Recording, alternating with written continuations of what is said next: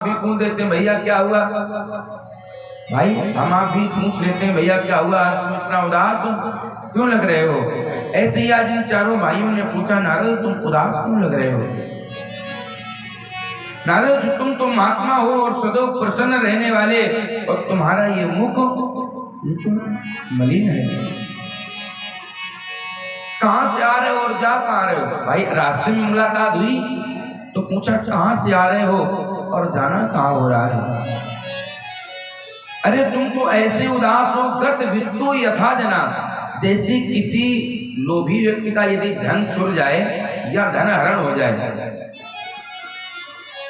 जब लोभी व्यक्ति का धन चोरी हो जाए तो फिर उसका मुख मलिन हो जाता है। नारद ऐसे तुम उदास हो, और संतों का तो परम धन राम नाम ही है, और जिसको कोई ले नहीं सकता।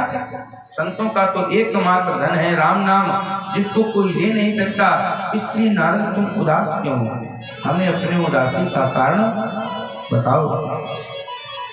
आज नारद जी ने अपने भाइयों के चरणों में प्रणाम किया, कहा भैया यदि आप हमारी उदासी का कारण पूछते हो, यदि आप हमारे निराशा का कारण पूछते हो, तो इसका कारण मात्र एक ही है। आज नारद जी अपनी बात बता रहे हैं। नारद जी कह रहे हैं, अहम तु पृथ्वी यातो ज्ञात्वा सर्वोत्तमामिति पुष्करम च प्रयागम च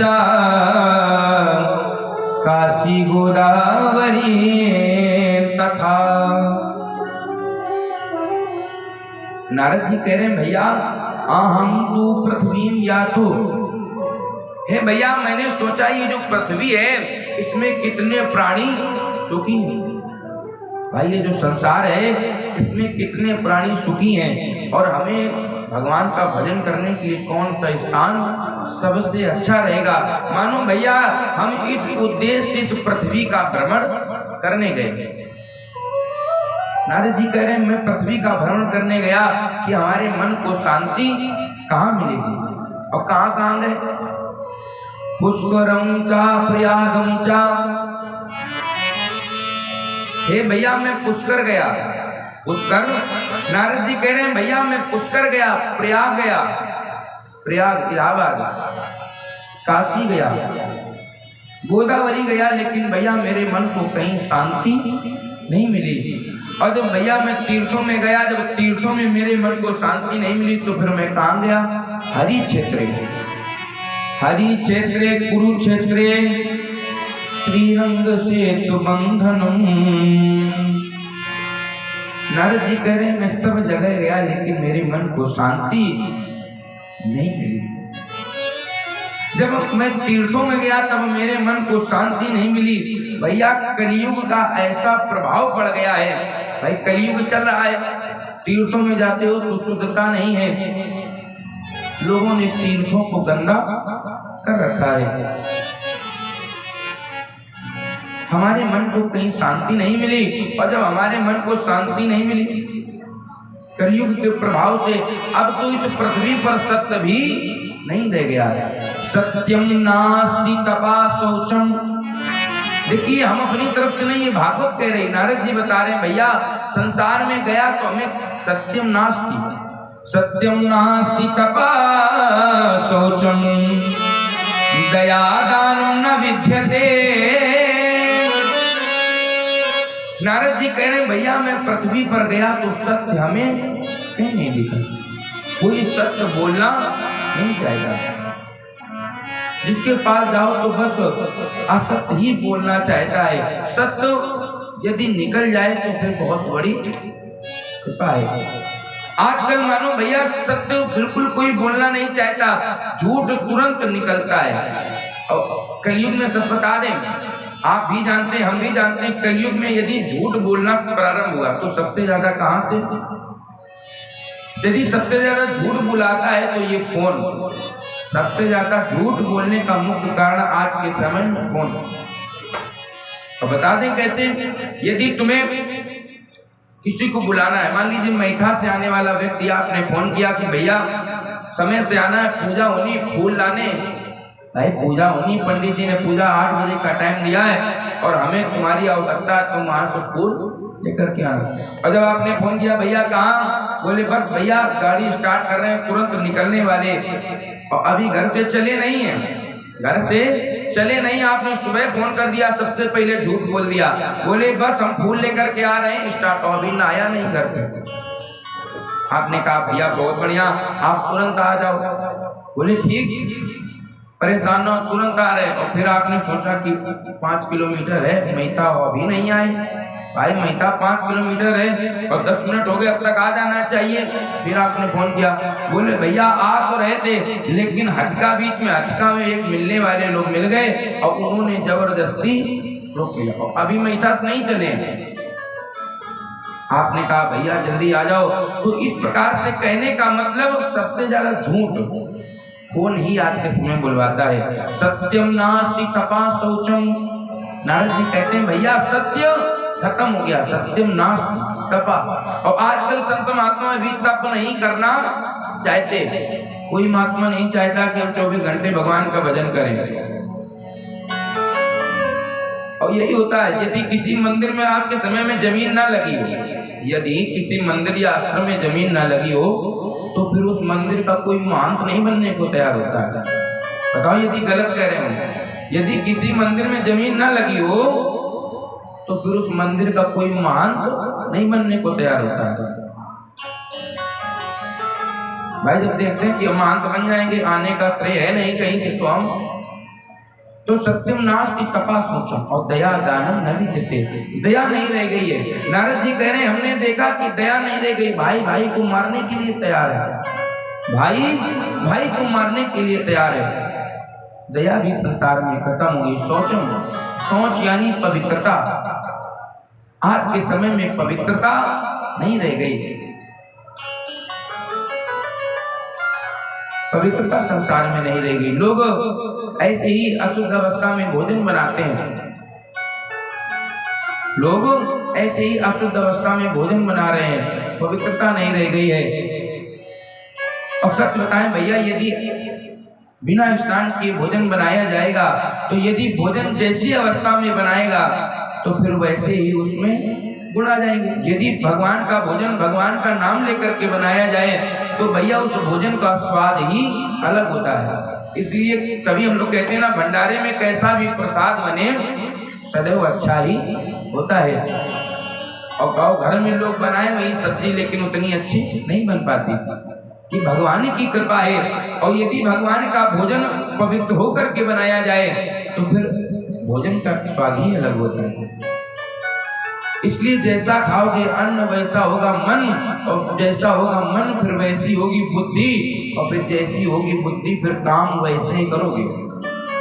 यदि खाओगे तामसी भोजन, तामसी प्रवृत्ति का भोजन करोगे तो फिर तुम्हारी बुद्धि तामसी सदैव लड़ने के लिए तैयार है। नारद जी कह रहे हैं सत्यम शौचम दया दानम न विद्यते, कोई दान नहीं करना चाहता है। लोग आज के समय में दान भी करते हैं तो मानो इसलिए कि हम 100 देंगे तो हमारा नाम बोला जाएगा, ये सोचते हैं दानम। यानी लोग आज के समय में यदि दान भी करते हैं तो सोचते हैं हमारा नाम हो, हमारा यश, ये सोचते हैं दानम। दान भी कोई नहीं रह गया, कोई दान करना नहीं चाहता। यदि दान करता है तो सोचता है कि हमने 100 दिए हैं तो हमारा नाम पर्चे में बड़े अक्षरों में लिखा जाएगा, छोटे में नहीं। 100 रुपए दिए हैं, कमेटी कार्यक्रम होता है और पर्चे में नाम बड़े अक्षरों में, पहले नंबर पे नाम, रुपए 100 लेकिन नाम पहले। लोग अपने यश के लिए दान दे रहे हैं। और तो और नारद जी कह रहे हैं मैंने देखा उदरम भरिणो जीवा वराता कूट भाषिणा। नारद जी कह रहे हैं भैया मैंने क्या देखा, उदरम भरिणो जीवा, केवल जितने संसार के प्राणी हैं सब उदर भरने में लगे हैं। उदरम भरिणो जीवा, लोग अपने पालन पोषण में लगे हैं कि किस प्रकार से पालन हो, किस प्रकार से पोषण हो। उदरम भरिणो जीवा, उदर पूर्ति में लगे हैं।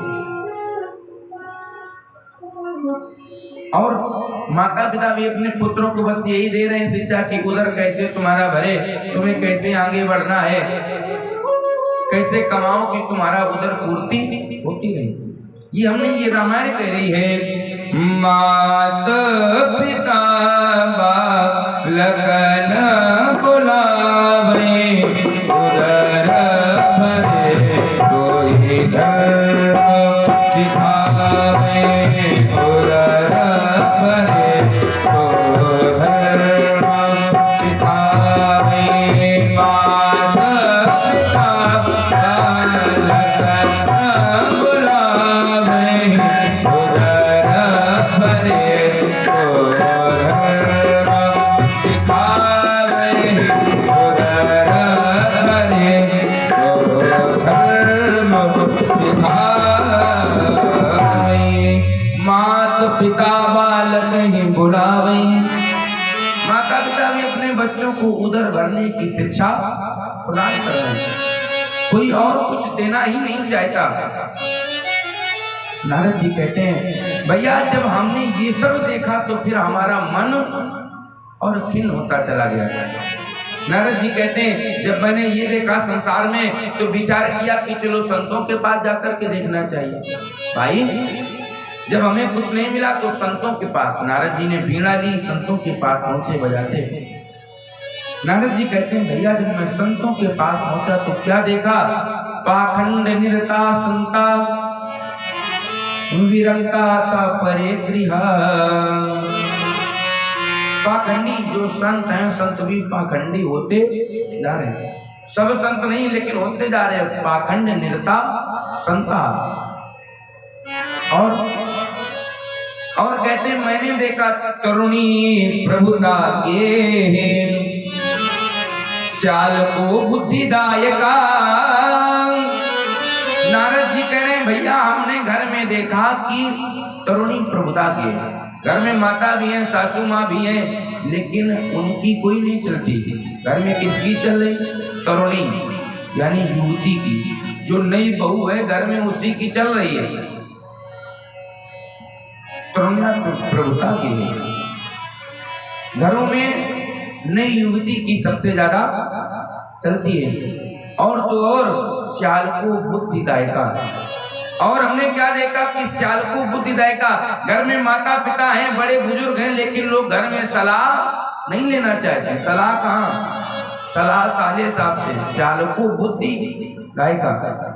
लेकिन भैया हम सच बता दें, यदि तुम्हें घर में माता है पिता है तो फिर सलाह उनसे ही लेनी चाहिए। यदि माता पिता नहीं है तो जो भी परिवार के बुजुर्ग हो उनसे अनुभव लो, उनसे सहायता लो। तुम्हें कोई काम करना है तो अपने पूर्वजों से पूछो, बुजुर्गों से पूछो। और जो बुजुर्गों के पास अनुभव होता है फिर वो हम आपके पास नहीं होता। जो बुजुर्गों के पास अनुभव है वो नए लोगों के पास नहीं होता, क्योंकि जिस आयु से हम गुजर रहे होते हैं वो उस आयु को गुजार चुके होते हैं। बहुत अंतर होता है।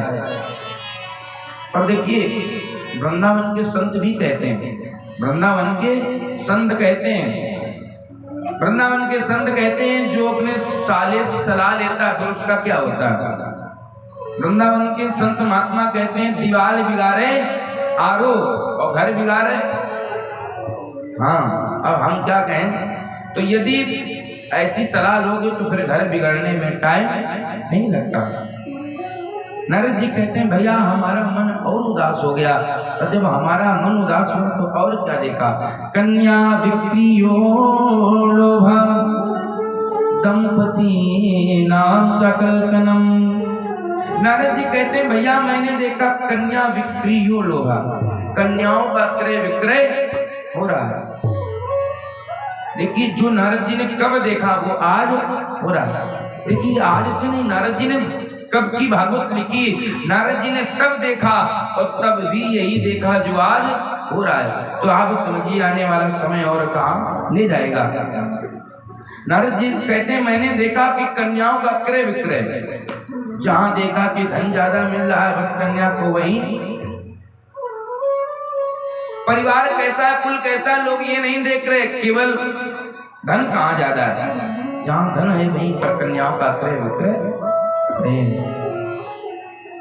नारद जी कहते हैं भैया मैंने इस प्रकार जब देखा तो नारद जी कहते हैं मेरे मन को शांति नहीं मिली। अब नारद जी को विचार आया। नारद जी कहते हैं भैया मैंने सोचा कि संसार में कहीं शांति नहीं मिली, तो अब चल करके हमें कहाँ शांति मिलेगी? वृंदावन, जहाँ भगवान श्री श्याम सुंदर ने अपनी लीलाएं की हैं, और जब उनके धाम जाएंगे तो हमारे मन को शांति मिलेगी। तो नारद जी कहते हैं भैया मैं हरि का नाम लेते हुए वीणा को बजाते गया। आज नारद जी महाराज वीणा बजाते हुए वृंदावन धाम जा रहे हैं। श्रीमन नारायण नारायण नारायण, श्रीमन नारायण नारायण नारायण, श्रीमन नारायण नारायण नारायण, श्रीमन नारायण नारायण नारायण, श्रीमन नारायण नारायण नारायण, श्रीमन नारायण नारायण नारायण, श्रीमन नारायण नारायण नारायण, श्रीमन नारायण नारायण नारायण, श्रीमन नारायण नारायण नारायण, श्रीमन नारायण नारायण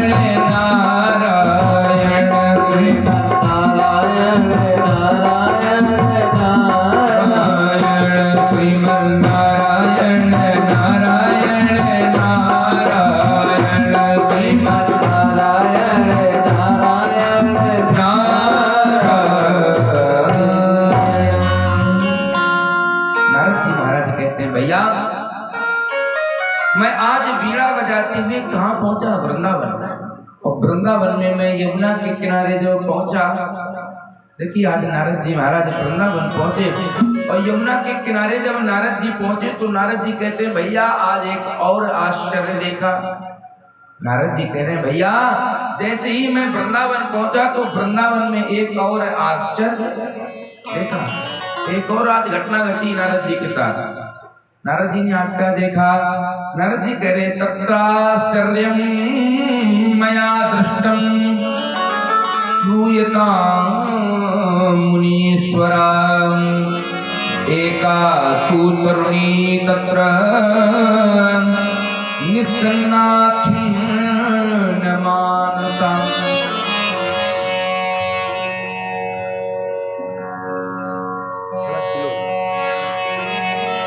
नारद जी महाराज कहते हैं भैया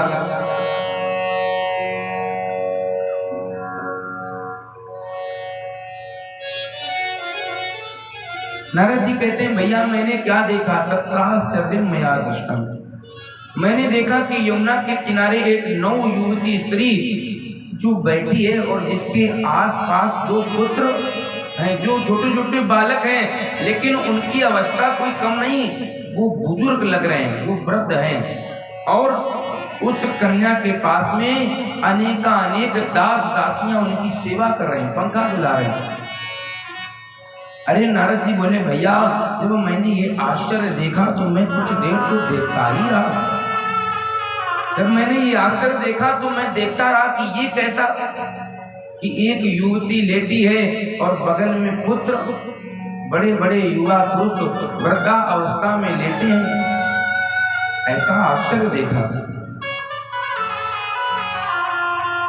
नारद जी कह रहे हैं कि एक स्त्री है जिसके दो पुत्र लेटे हैं बगल में। तरुणी के सुंदर रसिक नयन मन ही मन व्यथा रो रहे थे, दो बूढ़े पुरुष बेखबर से उसके ही पास सो रहे थे।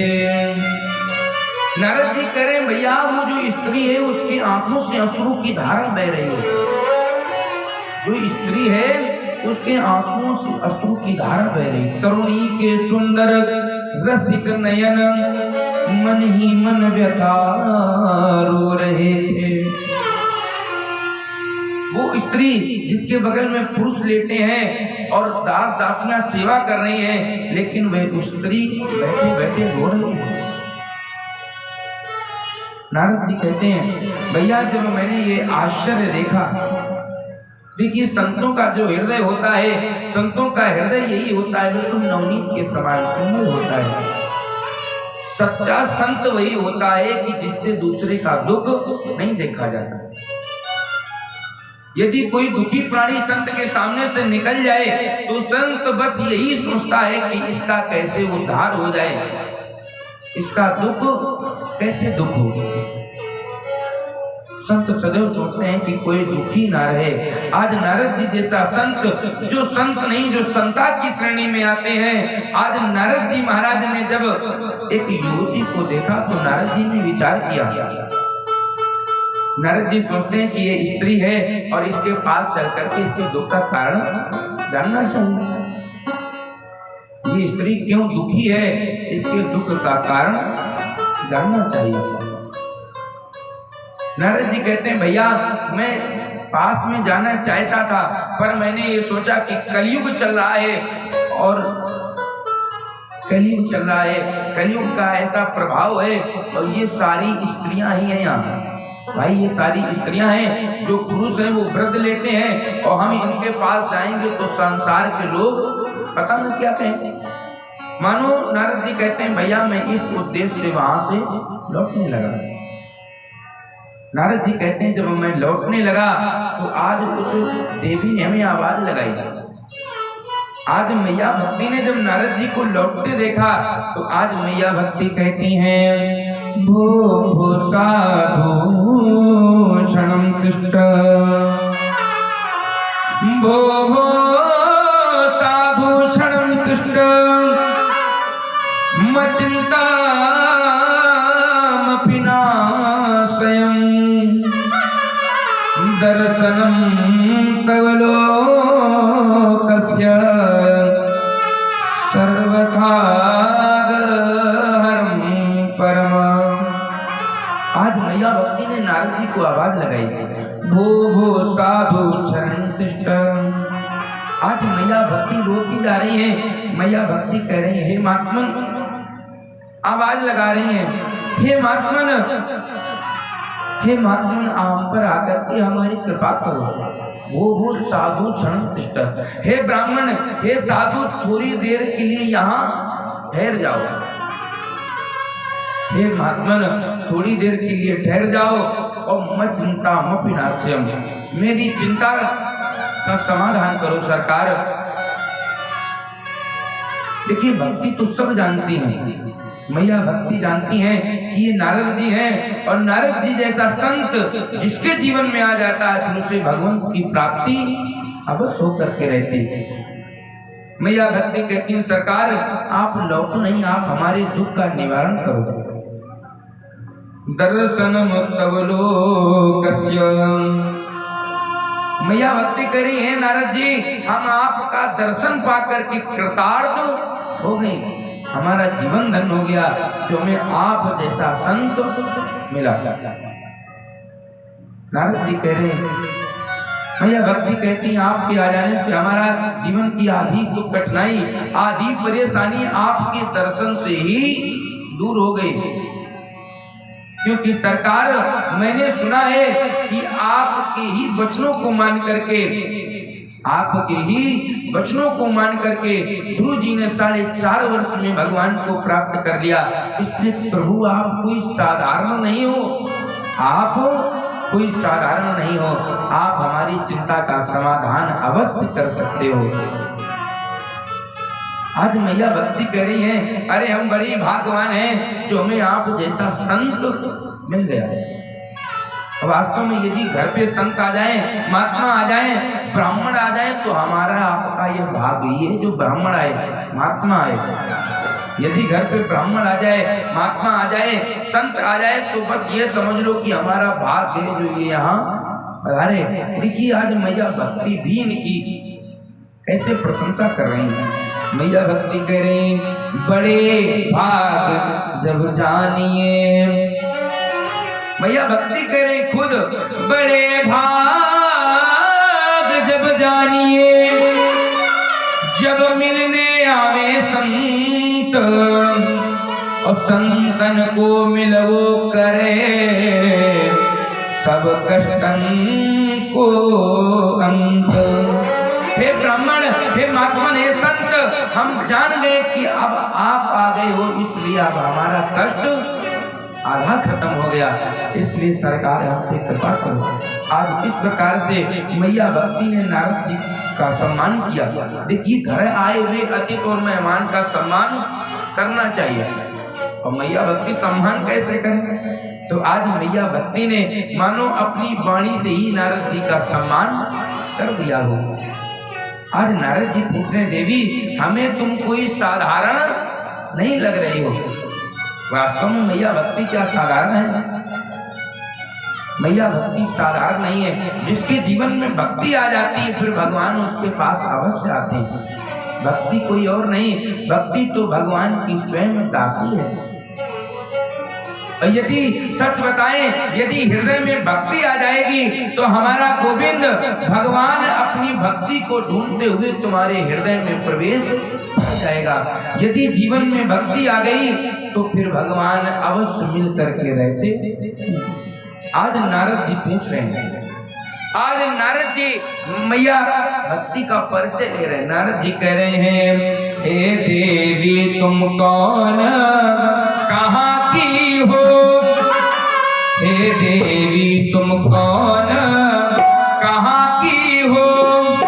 किस महापुरुष की जाई हो?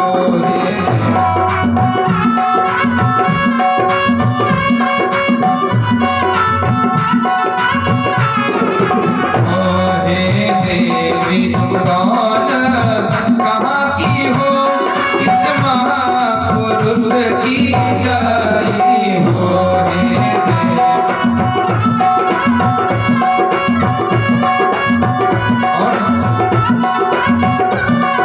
मेरा सौभाग्य बढ़ाने को, मेरा सौभाग्य बढ़ाने को, हे देवी कहाँ से आई हो? मेरा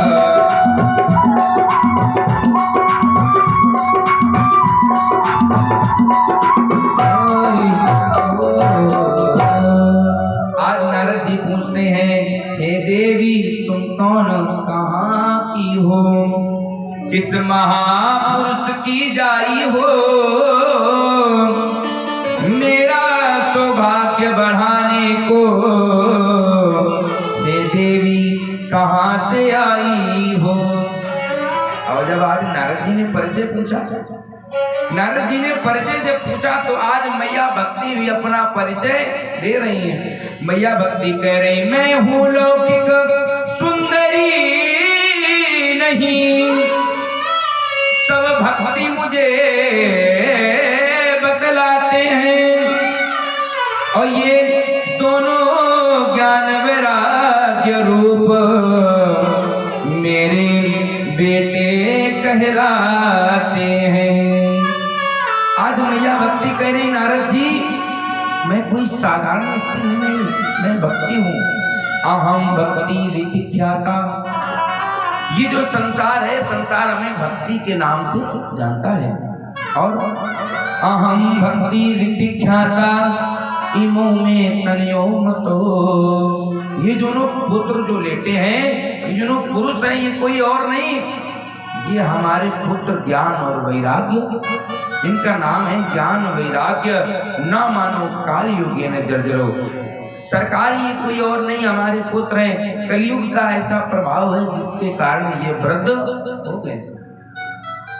आज ना भैया भक्ति करें इतना तो। और मेरा जन्म कहाँ हुआ? अभी ये भी बता रहे कि हम जन्म कहाँ हुआ। आज मैया भक्ति करें, उत्पन्ना त्रिवेणी साहा वृद्धि कर्नाटके गता। मैया भक्ति कह रही है, मेरा उत्पन्न, मेरा जन्म हुआ द्रविड़ देश यानी दक्षिण भारत में। मैया भक्ति कहाँ जन्म लिया? दक्षिण भारत में। आज भी दक्षिण भारत आप चले जाइए तो जितनी वहां पूजाएं होती, यानी साउथ चले जाइए, दक्षिण भारत आप चले जाइए, वहां पर बहुत अनेक वहां कोई तुम्हें पैंट शर्ट में बहुत कम मिलेगा। सब लुंगी लगाने वाले और एक ऊपर ओढ़ने वाले, सब इस तरह से रहते, मानो भगवान का सब भजन किया करते हैं। भक्ति जन्म हुआ द्रविण देश यानी दक्षिण भारत। उत्पन्ना द्रविणे साह वृद्धि कर्नाटके गता। और मैया भक्ति करी हमारी वृद्धि यानी मैं बड़ी कहाँ हुई, कर्नाटक। और मैं बड़ी हुई कर्नाटक में, और उसके बाद में हमें कहीं कहीं सम्मान भी मिला है। क्वचिन महाराष्ट्र आदि देशों में हमें बहुत सम्मान मिला, लोगों ने हमें सम्मान किया। और गुर्जरे जीर्णताम गता, लेकिन सरकार महात्मन जैसे ही मैं गुजरात पहुंची, गुजरात अहमदाबाद जैसे पहुंची, तो फिर वहां के लोगों ने मेरा खंडन करना चालू कर दिया। मैया भक्ति कह रही जैसे मैं गुजरात पहुंची तो लोगों ने हमें अंग भंग करना प्रारंभ कर दिया। और जब मैंने अंग भंग जब होने लगा मेरा, तो फिर हमसे रहा नहीं गया, फिर मैं कहाँ आई, वृंदावन।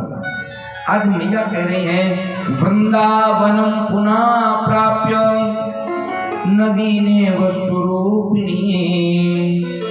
मैया भक्ति वृंदावन की आज महिमा बता रही, कह रही धन है वृंदावन जहां पर भक्ति आज भी सदैव रहती है। आज मैया कह रही है कि जैसे मैं वृंदावन आई, मैं तो युवती हो गई, मैं तो अपने नव युवती रूप में आ गई, लेकिन मेरे पुत्र ये दोनों वृद्ध हो गए। नारद जी ने आज जब सुना कि भक्ति वृंदावन में आकर के पुनः से युवती हो गई, तो नारद जी को मानो मन में बहुत प्रसन्नता हुई कि धन है वृंदावन जैसा धाम जहाँ भक्ति आज भी नृत्य करती है, जहाँ भक्ति आज भी विद्यमान है वृंदावन वासियों के हृदय में। देखिए वृंदावन में चले जाइए, आपको सदैव भक्ति नजर आएगी। सदैव वहाँ के लोग राधे राधे जपा ही किया करते हैं, सदैव भगवान की भक्ति किया करते हैं। मैया भक्ति कह रही हैं हे नारद जी, हमें संसार में सब जगह सुख मिला, लेकिन नारद जी अब हम तो युवती हैं, लेकिन हमारे पुत्र वृद्ध हैं, और मेरे पुत्र वृद्ध हैं और हमसे इनका ये बुढ़ापा नहीं देखा जा रहा है। मैया कह रहे हैं संसार के लोग क्या कहेंगे कि देखो कैसी माँ की माँ तो जवान है और पुत्र बूढ़े हैं, और मैया सकुशल से रह रही है। इसलिए सरकार अब हम इस वृंदावन को भी छोड़ करके कहीं और चले जाएंगे, कहीं अन्य जगह चले जाएंगे। आज जब नारद जी ने यह सुना कि भक्ति वृंदावन छोड़ करके जाने को कह रही है, नारद जी ने सोचा यदि भक्ति वृंदावन छोड़ करके चली जाएंगी तो फिर भक्ति जाएगी कहाँ? भाई जब वृंदावन जैसा तीर्थ छोड़ करके भक्ति चली जाएगी तो लोग भक्ति फिर कहाँ करेंगे? जब तीर्थों में भक्ति नहीं रहेगी, तीर्थों में लोगों की जब श्रद्धा नहीं रहेगी, तो लोग तीर्थों का महत्व कम हो जाएगा। नारद जी कहते हैं भक्ति तुम उदास ना हो, तुम उदास ना हो, हम तुम्हारे दुख का निवारण अवश्य करेंगे। आज मैया भक्ति से नारद जी कह रहे हैं भक्ति कलयुग का ऐसा प्रभाव है जिसके कारण ज्ञान बिल्कुल लुप्त होता चला जा रहा है।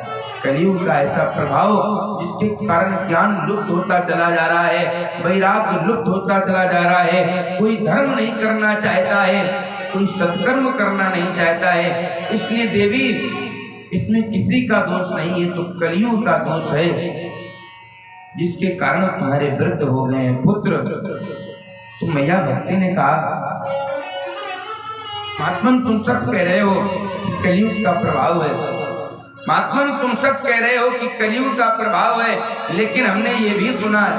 देखो भक्ति तो सब जानती है। मैया भक्ति ने कहा मैया भक्ति कर रही है सरकार, हमने ये भी सुना है कि राजन परीक्षित ने कलयुग को पृथ्वी पर रहने के लिए स्थान दिया। भाई हमने सुना है कि पृथ्वी पर कलयुग को रहने के लिए राजा परीक्षित ने स्थान दिया। इसलिए राजन परीक्षित जब जानते थे कि कलयुग इतना खराब है तो फिर रहने के लिए स्थान क्यों प्रदान किया? भाई जब कलयुग इतना ही खराब था तो फिर परीक्षित ने क्यों रहने दिया? आज नारद जी महाराज कहते हैं देवी भक्ति, आज कहते हैं नारद जी कि भक्ति कलयुग में अनेकानेक दोष है, कलयुग में अनेकानेक दोष हैं, लेकिन कलयुग में एक विशेषता है जिसके कारण, कलयुग में एक ऐसी विशेषता है कि जिसके कारण राजन परीक्षित ने पृथ्वी पर रहने के लिए स्थान दे दिया। ऐसी विशेषता है कलयुग में। नारद जी महाराज कहते हैं कलयुग में एक विशेषता होने के कारण राजा परीक्षित ने पृथ्वी पर रहने के लिए स्थान प्रदान कर दिया।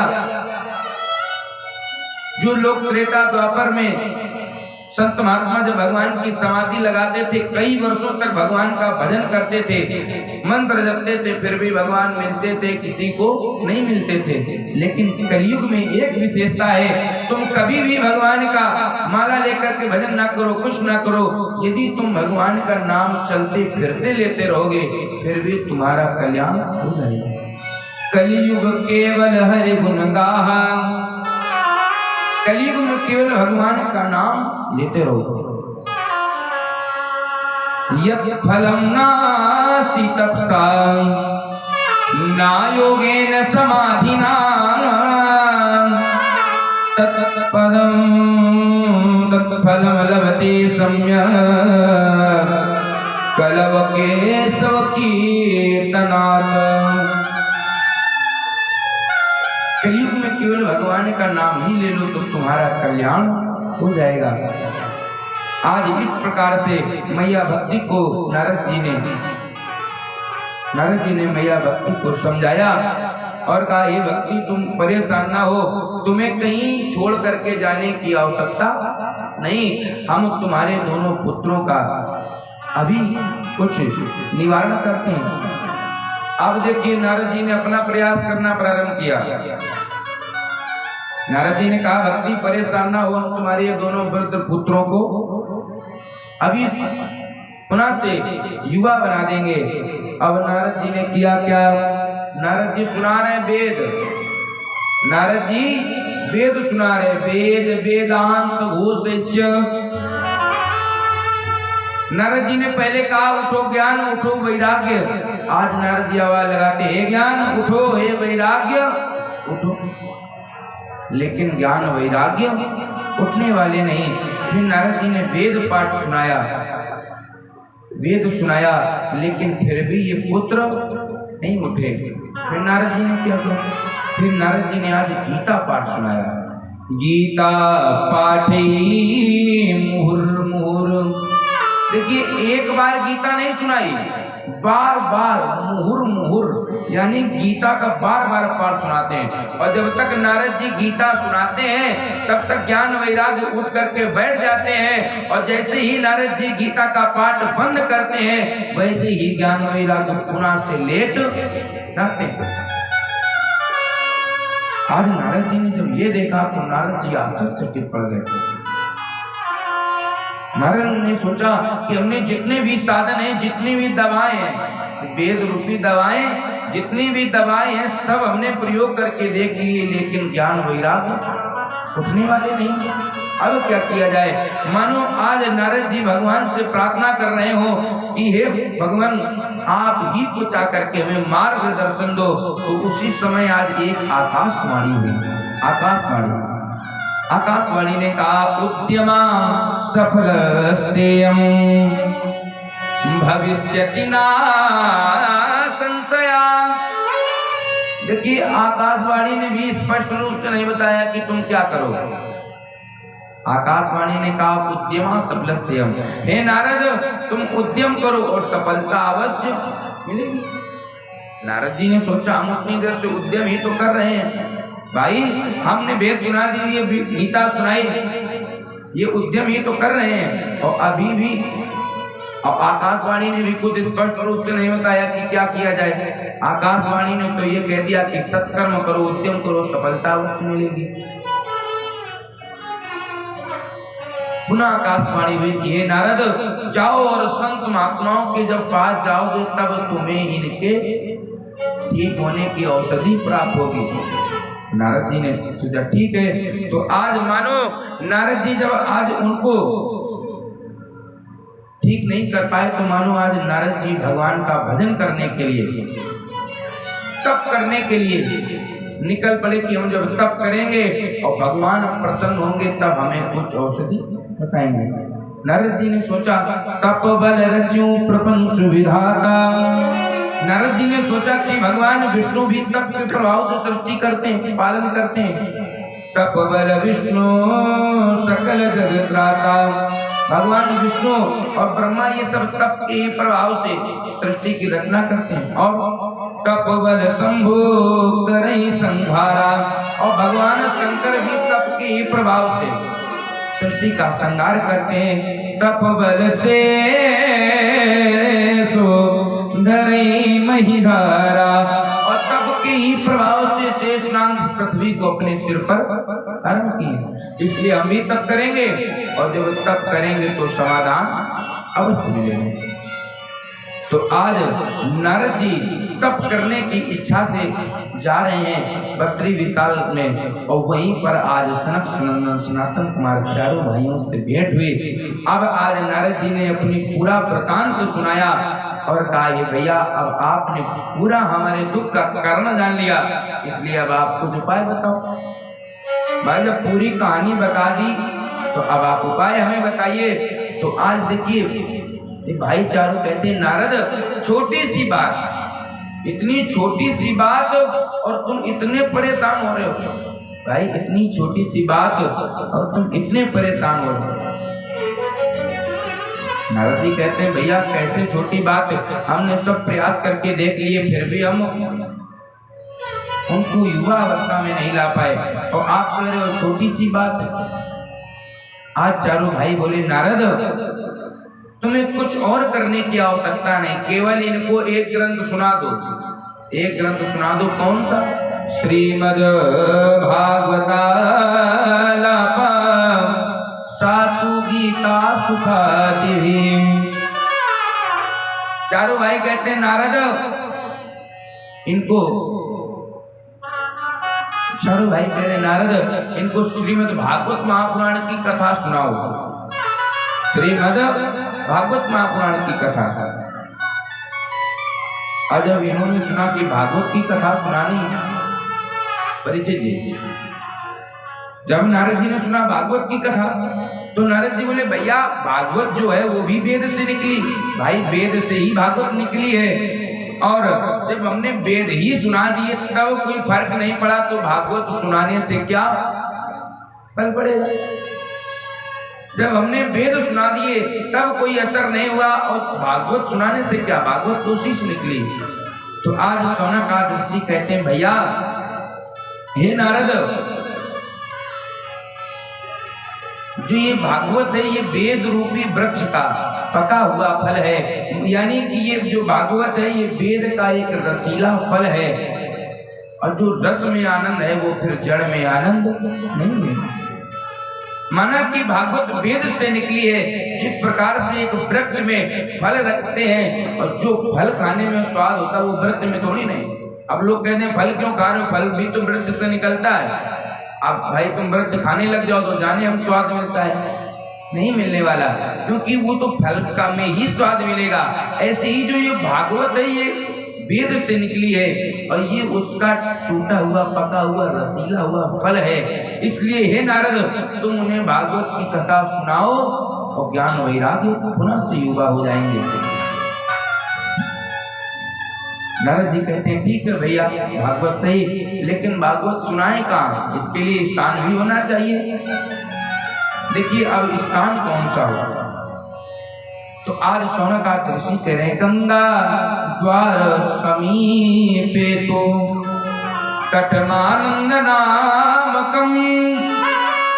गंगा द्वार समीपे यानी गंगा के किनारे कहां पर, हरिद्वार में बैठ करके कथा सुनाओ और वहीं से भक्ति ज्ञान वैराग्य सब पुष्ट हो जाएंगे। आज भागवत प्रारंभ होने का समय आया। शौनक आदि चारों भाइयों के 4 आसन लगे हैं और भागवत सुनाने के लिए विराजमान हुए। और देखिए जैसे ही भागवत प्रारंभ हुई तो वहां पधारे कौन, भृगु वशिष्ठ च्यवन भृगु महात्मा पधारे, वशिष्ठ, च्यवन, गौतम, मेधा, तिथिल, देवल, देवरातो, महर्षि पराशर जी, वेदव्यास जी, अनेक महात्मा आज कथा सुनने के लिए पधारे। भाई वक्ता भी कोई साधारण नहीं, वक्ता भी कोई साधारण नहीं, और वक्ता तो चार वक्ता बैठे हैं। सनक, सनंदन, सनातन, सनत कुमार, चारों भाई कथा सुनाने के लिए बैठे, तो सारे महात्मा आकर के कथा सुनने के लिए विराजमान हो गए। आज हरिद्वार में कथा प्रारंभ हुई, और जब कथा प्रारंभ हुई तो आज सबसे पहला श्लोक बोला, कौन का था उसमें? सदा सेव्या श्रीमद् भागवती कथा। सौनकाद ऋषि कह रहे हैं सदा सेव्या, इस भागवत की पावन कथा को सदा सर्वदा श्रवण करना चाहिए, इसका रसपान करना चाहिए। और यस्या श्रवण मात्रेण हरिचित्तम समाश्रयेत, और जो इस भागवत की कथा को श्रवण कर लेता है तो फिर हरिश्चित्तम समाश्रयेत, मानो भगवान श्री हरि उसके हृदय में आकर के, उसके चित्त में आकर के विराजमान हो जाते हैं। और जिसके पास भगवान ही आकर के विराजमान हो जाए फिर उसके लिए और इससे बड़ा लाभ क्या होगा। और दूसरा श्लोक, एकम भागवतम नित्यम मुक्तिदाने गर्जति। हे नारद, ये भागवत कोई साधारण नहीं, एकम भागवतम शास्त्रम, एक ही भागवत का शास्त्र ऐसा है जो सदैव से गर्जना करता चला आ रहा है कि तुम्हें कोई ग्रंथ पढ़ने की आवश्यकता नहीं, तुम इसको श्रवण कर लो और तुम्हारी मुक्ति हो जाएगी। आज देखो कथा प्रारंभ हुई और कथा के उसी समय उस सभा के मध्य हुआ क्या, आज मैया भक्ति ज्ञान वैराग्य अपने पुत्रों को साथ लेकर के कहाँ वृंदावन से हरिद्वार पहुंची। आज मैया भक्ति हरिद्वार में पहुंची, उस सभा में कथा चल रही है और जाकर के सभा के अंत में पहुंची और आज मैया भक्ति कहने लगी, भक्ति सुतो तो तरुणी गेत्वा, भक्ति सुतो तो तरुणी गेत्वा, प्रेम करो पास है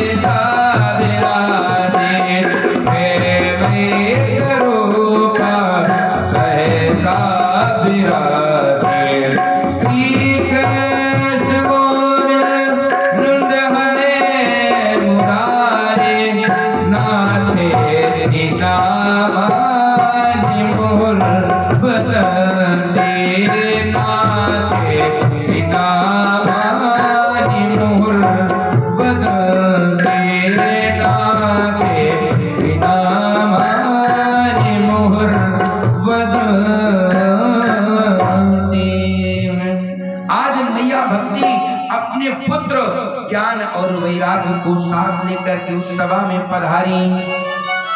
और जब उस सभा में पधारी तो कैसे खड़ी नहीं है, नृत्य कर रही है। श्री कृष्ण गोविंद हरे मुरारे नाथे नामा निमुहुर वदंती। आज मैया भक्ति नृत्य करने लगी, आज मैया भक्ति नृत्य कर रही। धन्य वृंदावनम तेन भक्ति नृत्य प्रिय चर्चा। धन्य वृंदावन जैसा तीर्थ जहाँ भक्ति नृत्य करती है। मैया भक्ति हरिद्वार में भी नृत्य कर रही है। और देखिए सभा में बड़े बड़े महात्मा बैठे और जब मैया भक्ति पहुंची तो सब महात्मा चकित, अब महात्मा सब देखने लगे। जैसे हम आप भी यहाँ कथा सुन रहे हैं और यहाँ कोई यदि कोई विशेष व्यक्ति आ जाए और जिसको हम लोग ना जानते हो तो हम लोगों का बस दिमाग यहीं जाएगा, ये कौन विशेष व्यक्ति आया जिसके लोग स्वयं जिसको व्यास जी जानते हैं और ये ऐसा कौन व्यक्ति है जिसको हम नहीं जानते। तो आज जितने भी महात्मा बैठे पूछने लगे शंकादि ऋषियों से, हे महात्मा न ये कौन है जिनका अभी आगमन हुआ, भाई ये कौन है जो ये नाच रही हैं, इनका आगमन हुआ। तो आज शौनकादि ऋषि कहते हैं भैया ये कोई और नहीं, ये साक्षात भक्ति है और भक्ति के साथ में इनके पुत्र ज्ञान और वैराग्य हैं। आज इस प्रकार से मैया भक्ति का दुख दूर हुआ। अब मैया भक्ति कहती हम आ तो गए लेकिन हम बैठे कहाँ, हमें रहने के लिए स्थान, बैठने के लिए स्थान। भाई हम आ गए, हमें इस पंडाल में बैठने के लिए स्थान भी तो चाहिए कथा सुनने के लिए। जैसे हम आप बैठे हैं तो भक्ति ने पूछा हमारे बैठने के लिए स्थान कहाँ, तो आज भगवान ने कहा हे भक्ति तुम्हें कहीं और बैठने की आवश्यकता नहीं, तुम जाओ और जितने भी ये श्रोतागण बैठे हैं तुम जाकर के इनके हृदय में विराजमान हो जाओ। सकल भुवन मध्य निर्धनास्ते पिधन्या निवसति हृदय श्री हरिर्भक्ति रेखा। आज भक्ति को कह दिया कि जाओ सभी के हृदय में विराजमान हो जाओ। और भैया सच बता दें, पहले भी बताया था और अब भी, यदि हृदय में भक्ति आ गई तो फिर भगवान की प्राप्त करने में देर नहीं लगती। आज इस प्रकार से नारद जी के द्वारा मैया भक्ति का दुख दूर हुआ। और देखिए जिसके जीवन में संत आ जाते हैं फिर उसके जीवन में कोई दुख नहीं रहता। इसलिए हम आप बताते भी हैं, अरे संतन के संग लागी रे तेरी बिगड़ी बनेगी, तेरी बिगड़ी बनेगी, संतन के संग लागी रे तेरी बिगड़ी बनेगी, संतन के संग